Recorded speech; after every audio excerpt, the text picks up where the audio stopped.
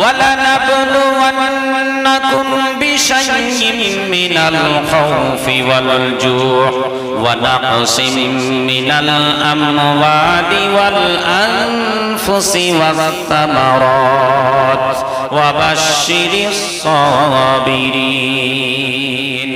কুরআন শরীফের বর্তমান সময়ে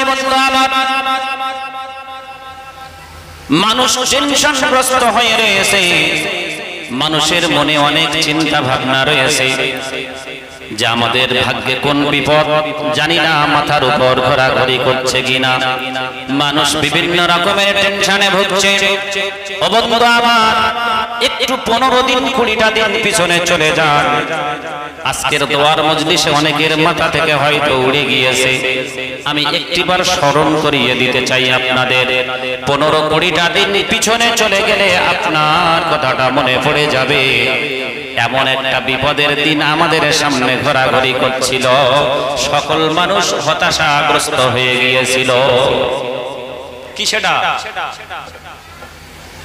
ভুলে গেছি, আজ আমি শুধু স্মরণ করিয়ে দেব। হ্যাঁ, ভুলে গেলে চলবে না বন্ধু আমার।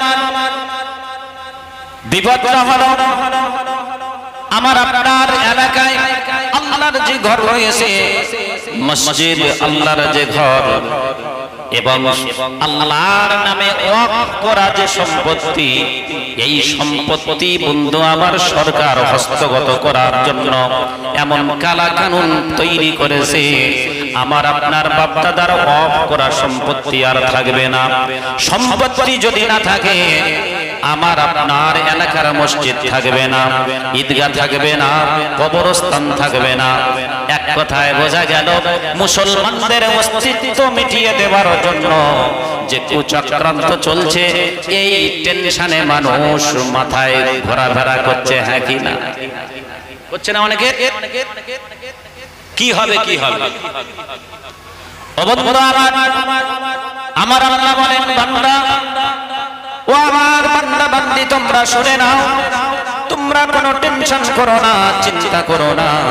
আমি আল্লাহ তোমাদের জন্য ঘোষণা দিলাম, তোমরা যদি ঈমানি পাওয়ারটাকে একটু মজবুত করে করতে পেরেছো, আমি আল্লাহ ঘোষণা দিলাম তোমাদের কোনো পরাশক্তি ইচ্ছাকৃত যদি ক্ষতি করব বলে, তোমাদের একটা পশম পর্যন্ত ক্ষতি করতে পারবে না।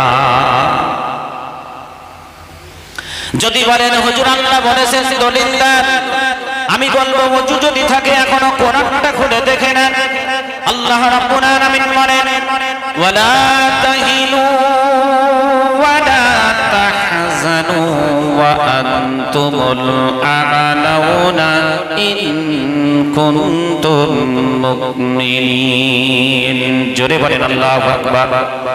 কোরআন শরীফের পারা নাম্বার 4, সূরার নাম সূরা আল ইমরান, আয়াত নাম্বার 139, 139 নম্বর আয়াতের ভিতরে আল্লাহ রাব্বুল আলামিন বলেন, ওয়ালা তাহিনু ওয়ালা তাহজানু ওয়া আনতুমুল আ'লাউনা ইন কুনতুম মুমিনিন।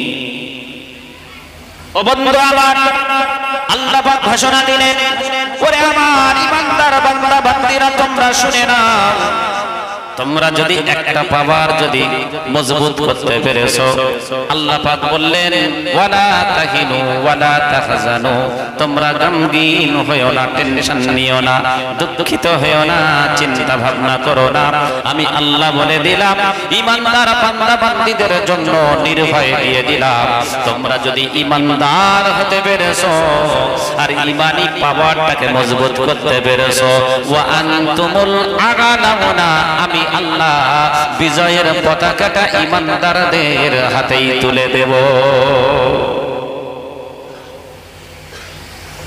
যদি তোমরা একটা পাওয়ার, ঈমানি পাওয়ার, মুমিন বান্দা হতে পেরেছো। ও বন্ধুরা আমার, তারপরে আল্লাহর অনেক বান্দাদের তবুও টেনশন থাকে। তবে শুনে নেন, আমার উপর যদি কোনো অত্যাচার চলে আসে, আমার আপনার উপর যদি কোনো জুলুম চলে আসে, ভেবে নেবেন এটা আমার আপনার জন্য পরীক্ষা। আমার আপনার জন্য পরীক্ষা ছাড়া আর কিছুই নয়। ঈমানদারদেরকে আল্লাহ পাক পরীক্ষা করে বাছাই করে নিয়ে তবে আল্লাহ পাক দয়ার জান্নাত দিয়ে দেবে। পরীক্ষা ছাড়া আপনি জান্নাতে যেতে পারবেন না। পরীক্ষা ছাড়া জান্নাতে যাওয়া যাবে না। ও বন্ধু আমার, এজন্য আল্লাহ পাক বলেন, ওরে আমার বান্দা বান্দি তোমরা শুনে নাও, আমি আল্লাহ দুনিয়ার বুকে তোমাদের অনেক কিছু দিয়ে পরীক্ষা করব। বান্দা তোমরা পরীক্ষার জন্য একটু প্রস্তুতি নাও। পরীক্ষা যদি না দিতে পেরেছি আল্লাহর কাছে ধরা পড়ে যাব। আল্লাহকে জিজ্ঞাসা করি, ওগো আল্লাহ তুমি বলে দাও কি দিয়ে পরীক্ষা নেবে, একবার বলে দাও। আল্লাহ পাক বলেন, অনেক জিনিস দিয়ে তোমাদেরকে পরীক্ষা নেব। তার মধ্যে প্রথম নাম্বার হলো বিভিন্ন রকমের টেনশন, ভয়, দুশ্চিন্তা আমি তোমাদের মধ্যে ঢুকিয়ে দেব। এই দুশ্চিন্তা, টেনশন, ভয় এটা হলো তোমাদের জন্য পরীক্ষা। তোমাদের মনে মনে হবে আমার এই ক্ষতি হবে, আমার ওই ক্ষতি হবে, আমার সামনে এই বিপদ আসছে। আল্লাহ পাক বলেন, বান্দা শুনে নাও, আমি আল্লাহ ঘোষণা দিলাম এই যে ভয় বা টেনশন বা দুশ্চিন্তা, এটা আমি আল্লাহ তোমাদেরকে পরীক্ষা করার জন্য রেখেছি। বান্দা তোমরা একটা পাওয়ার মজবুত করে নাও, আমি আল্লাহ ঘোষণা দিলাম ওই একটা পাওয়ারের বিনিময়ে সব ভয়গুলোকে দূর করে দেব। পরীক্ষায় উত্তীর্ণ করে দয়ার জান্নাতটা হালাল বানিয়ে দেব। যদি বলেন হুজুর আল্লাহ বলেছেন দলিল হলো কোরআন। আল্লাহ রাব্বুল আলামিন বলেন, ওয়ালা নাবলুওয়ান্নাকুম বিশাইইম মিনাল খাউফি ওয়াল জু' ওয়া নাকসিম মিনাল আমওয়ালি ওয়াল আনফুসি ওয়াত তামারাত ওয়া বাশশিরিস সাবিরিন। কোরআন শরীফের পারা নাম্বার 2, সূরার নাম সূরাতুল বাকারা, আয়াত নাম্বার 155, 155 নম্বর আয়াতের ভিতরে আল্লাহ রাব্বুল আলামিন বলেন, ওয়ালা নাবলুওয়ান্নাকুম, বান্দা তোমরা শুনে নাও, অবশ্যই অবশ্যই করে আমি আল্লাহ তোমাদেরকে পরীক্ষা করব। বিশাইইম মিনাল খাউফ, আল্লাহ পাক অনেক জিনিস দিয়ে পরীক্ষা করার কথা বললেন। প্রথম নাম্বার যে পরীক্ষা করার কথা বললেন, যে জিনিস দিয়ে পরীক্ষা করবেন সেটাই হলো আল্লাহ পাক বলেন খৌফ। খৌফ মানে হলো ভয়। কি দিয়ে পরীক্ষা করবে? ভয় দিয়ে পরীক্ষা করবে। মনে হচ্ছে মসজিদ কেড়ে নেবে, ঈদগাহ কেড়ে নেবে, ওয়াকফ সম্পত্তি সব সরকার হস্তগত করবে, সব কিছু ধ্বংস হয়ে যাবে, তাই না? মনে মনে হচ্ছে না? অরিজিনাল তাই। যদি ওয়াকফ সম্পত্তিটা নিয়ে নেয় তাহলে সব চলে যাবে, ঠিক না? মসজিদ দাঁড়িয়ে আছে কোথায়? আমার বাপের জায়গায়। ওয়াকফ সম্পত্তির উপর নাকি?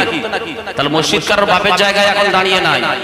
যদি কারোর ব্যক্তিগত সম্পত্তিতে মসজিদ থাকে, নামাজ হবে না। বুঝতে পারছেন? অসুবিধা আছে। ওয়াকফ করতেই হবে আপনাকে। তাহলে মসজিদ হবে কোথায়? কোন সম্পত্তিতে? ওয়াকফ সম্পত্তিতে। হ্যাঁ, দান করেছেন আপনি অবশ্যই, তবে ওটা এখন ওয়াকফ হয়ে গেছে। আর কি আমাদের বাপদাদার সম্পত্তি আছে? ওটা কার? আল্লাহ। সেজন্য ওয়াকফ সম্পত্তি যদি নিয়ে নেয় মসজিদ চলে যায়। প্রিয় বন্ধু আমার, আমাকে আপনাকে চিন্তা করতে হবে। তবে একটা কথা মনে রাখে, যে মুসলমান কখনো শরীরের এক বিন্দু রক্ত থাকতে ওয়াকফ সম্পত্তিতে, যেখানে আল্লাহর ঘর মসজিদ, যেখানে নবীর মাদ্রাসা দাঁড়িয়ে আছে, এরা এক বিন্দু রক্ত থাকতে ছাড়তে রাজি হবে? জোরে বলেন না। তবে তার জন্য তো কিছু প্রস্তুতি নিতে হবে নাকি? হ্যাঁ গো, গণতান্ত্রিক পদ্ধতিতে সংবিধানকে সামনে রেখে কিছু প্রস্তুতি তো নিতে হবে নাকি? নিতে হবে না? চুপচাপ কি বসে থাকলে হবে? সংবিধান সামনে রেখে, সংবিধান মাথায় রেখে আমাদের প্রস্তুতি নিতে হবে বন্ধু আমার। ও ও বন্ধুরা আমার, আরেকটু আগিয়ে যাই। আল্লাহ পাক বলেন, বান্দা যদি তোমাদের উপর বিপদ আপদ যদি হঠাৎ করে এসে যায়, ও বান্দা শুনে নাও, ওই বিপদটা পৃথিবীর কেউ দিতে পারে না, আর ওই বিপদটা কেউ উদ্ধার করতে পারে না। আমি আল্লাহ ঘোষণা দিলাম, বিপদ যদিও হয় ওটা আল্লাহর তরফ থেকে হয়, আর উদ্ধার যদি করেন একমাত্র আল্লাহই হলেন উদ্ধার করার মালিক। ঠিক কি না? একমাত্র উদ্ধার করার মালিক কে? আল্লাহ। বিপদ থেকে উদ্ধার করার মালিক একমাত্রই আল্লাহ।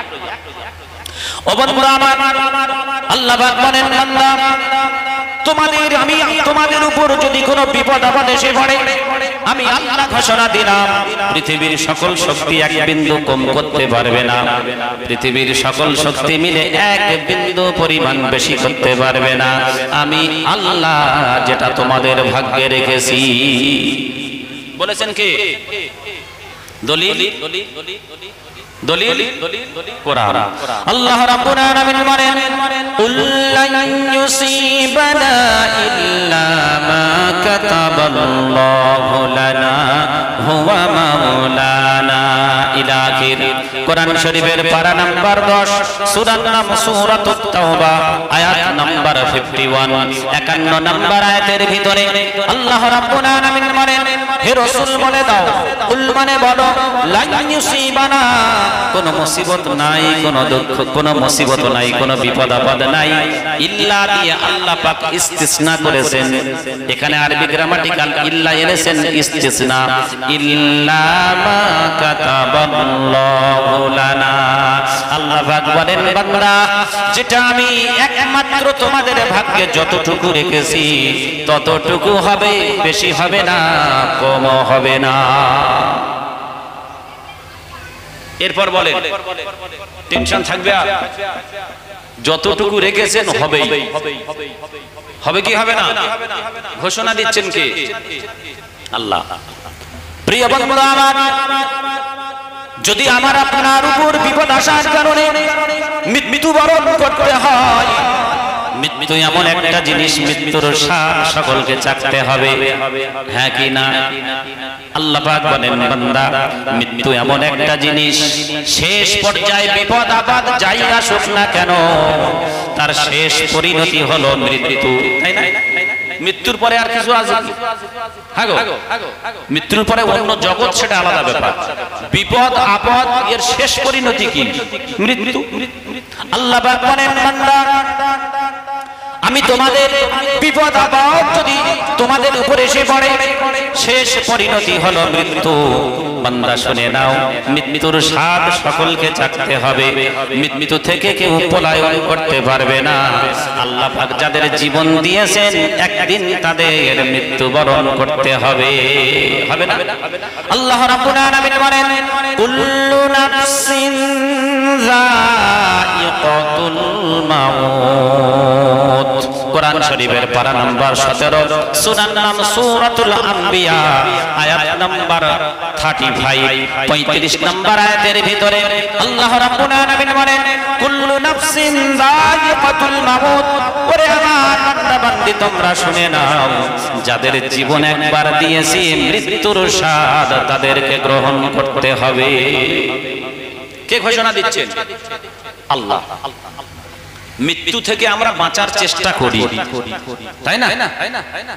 সকলে আল্লাহ, আরো যদি 10টা বছর বাঁচি, আরো যদি 20টা বছর বাঁচি, বাঁচার চেষ্টা করি তো করি। আল্লাহ পাক বলেন, যত বাঁচার চেষ্টা করো না কেন, নির্ধারিত সময় রেখেছি, মৃত্যু থেকে কেউ পালাতে পারবে? পারবে? জোরে বলে না। বলেছেন কে? আল্লাহ। দলিল কোরআন।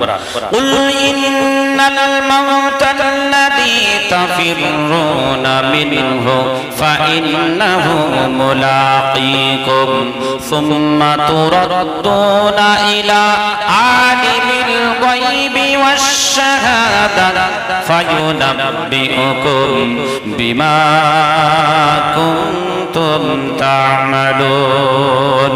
কোরআন শরীফের পারা নাম্বার 28, সূরার নাম সূরাতুল জুমুআ, আয়াত নাম্বার 8 নাম্বার আয়াতের ভিতরে আল্লাহ রাব্বুল আলামিন বলেন, হে রাসূল বলে দাও, কুল মানে বলে দাও, ইন্নাল মাউতাল্লাযী তাফিরুনা মিনহু, অবশ্যই করে আমার বান্দা বান্দি যারা মৃত্যু থেকে পলায়ন করার চেষ্টা করছে, ফা ইন্নাহু মুলাকিকুম, অবশ্যই করে মৃত্যুর সম্মুখীন তাদেরকে হতে হবে। সুম্মা তুরাদ্দুনা ইলা আলিমিল গায়বি ওয়াশ শাহাদা, অতঃপর আমি আল্লাহ আমার সামনে উপস্থিত হতে হবে। ফায়ুনাব্বিউকুম বিমা কুনতুম তা'মালুন, বান্দা শুনে নাও, সেদিন তোমাদের সামনে আমলনামা ফেলে দেওয়া হবে, তোমরা কি কোথায় করেছো আল্লাহর সামনে সব প্রকাশিত হয়ে যাবে, তোমরা নিজ চোখে দেখতে পারবে আমরা দুনিয়ার বুক থেকে কি করে এসেছিলাম। ঘোষণা দিচ্ছেন কে? জোরে বলেন, জোরে বলেন আল্লাহ। আল্লাহর নাম মহব্বতে যারা একবার নিয়েছেন, আল্লাহর কসম করে বলি, আলিফ লাম লাম হা, 4টে অক্ষর, আল্লাহর নাম যারা একবার এই মজলিসে বসে মহব্বতে নিয়েছেন, 40টা নেকি তার আমলনামায় লেখা হয়ে গেছে। আজকের দোয়ার মজলিস, আল্লাহর নামটা অন্তত নিতে পারছেন না।